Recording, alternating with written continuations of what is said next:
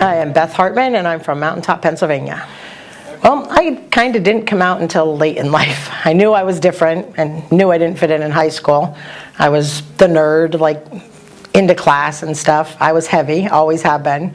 I can remember in school being spit on, going to the guidance counselor, thinking that I couldn't go back to school the next day.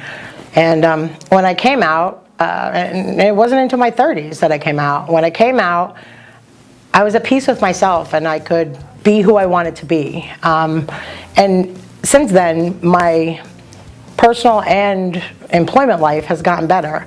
I'm totally out at work, totally out with friends. I don't hide anything, and I want to be there for the community. I want to help the younger community come out. Like in the beginning, when you're realizing who you are and what makes you happy, you know, I think that's what I didn't realize for a long time. I tried to make everybody happy. Mom thought the husband belonged, and then you thought the kids belonged. And I always saw myself with kids, but I never, ever, ever, growing up, saw myself with the husband. Just never saw it. Didn't see the girl, but didn't see the husband. And for them coming out, you know, it's reaching out, whether it's online, you know, there's a lot of great resources online, on Facebook, on Twitter. The Wipe Out Homophobia Project is awesome. You know, reaching out for people that are going to listen to you and how you feel so that you can be you. And I always was an outgoing person. So in high school, I went to Hanover area.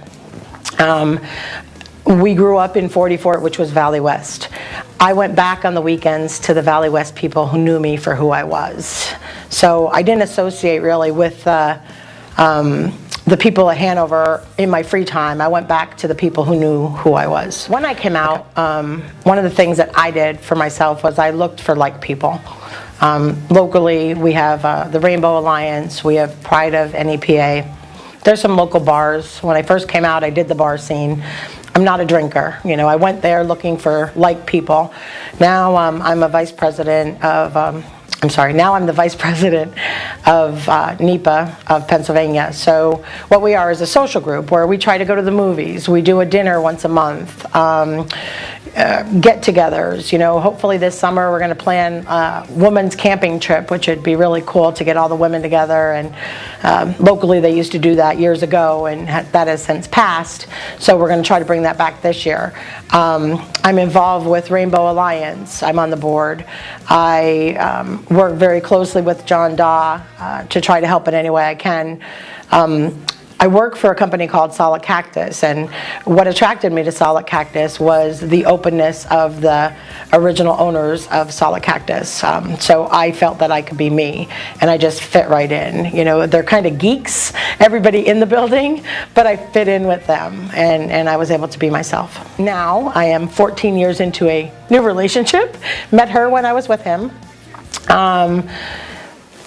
And it got to a point where he said, you know, you need to make a choice after 5 years of me dating women, being with him. And I said, I'm not going to make that choice. I love her.